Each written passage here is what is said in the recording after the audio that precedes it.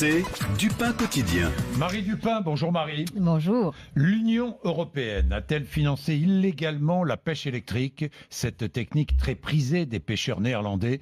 C'est en tout cas ce que dénonce une ONG qui milite pour la préservation des océans et des espèces marines. L'ONG Bloom vient en effet de saisir la médiatrice de l'Union européenne. Et ce que dénonce cette ONG, ce sont au moins 21 millions et demi d'euros de subventions publiques qui auraient été allouées au soutien et au développement de la pêche électrique aux Pays-Bas.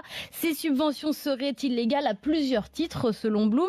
D'abord parce qu'elles ont été accordées au titre de la recherche alors qu'aucune recherche sérieuse n'a été menée. Ensuite parce que ces subventions ont permis d'augmenter l'efficacité de la pêche. C'est bien le but de la pêche électrique. Et là encore, c'est illégal dans le droit européen. Enfin parce que des subventions ont même été versées pour la construction d'un chalut électrique d'un type bien particulier. C'est ce qu'on appelle les chaluts à panneaux et ce sont des bateaux qui sont normalement interdits en Europe. Le Parlement européen s'est pourtant prononcé pour l'interdiction totale de la pêche électrique. Les députés Oui. européens, oui, mais la Commission européenne, elle veut au contraire autoriser la pêche électrique à grande échelle. Pourtant, cette méthode était totalement interdite jusqu'en 2007, jusqu'à ce que la Commission justement décide d'accorder des dérogations au nom de la recherche scientifique.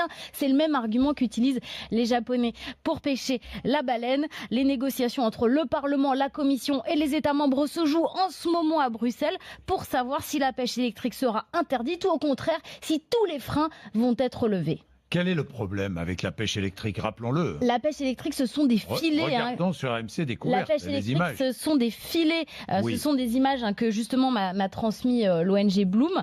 Oui. La pêche électrique, ce sont des filets qui parcourent le fond des océans et qui envoient des décharges à tout ce qui bouge. Le problème, c'est que cette méthode a des conséquences graves sur les écosystèmes marins. Selon le Conseil international pour l'exploration de la mer, un impact sur l'habitat marin, sur l'éclosion des œufs. Ça tue tout. Ça tue tout, Ça y compris les bébés, étourdit les et tue juvéniles, ce qu'on appelle les juvéniles, c'est-à-dire les bébés poissons. Et donc, du coup, ça pose un vrai problème pour le renouvellement des stocks. Et puis, l'autre conséquence concerne les artisans pêcheurs français, allemands, italiens, britanniques qui mettent la clé sous la porte les uns après les autres parce que la pêche électrique vide les fonds marins. Donc, en gros, il n'y a plus de poissons. Donc, quand il n'y a plus de poissons, il n'y a plus de pêcheurs. Les sols, par exemple. Les sols, voilà. Les pêcheurs de la criée de Boulogne-sur-Mer sont passés de 1200 tonnes de sols pêchés par an à 400 tonnes depuis 2013. Merci Marie. Oui, c'est absolument scandaleux cette histoire de pêche Et électrique. ça va se jouer là dans les prochains jours. Ça va se jouer dans les prochains jours. On va suivre évidemment. On va suivre.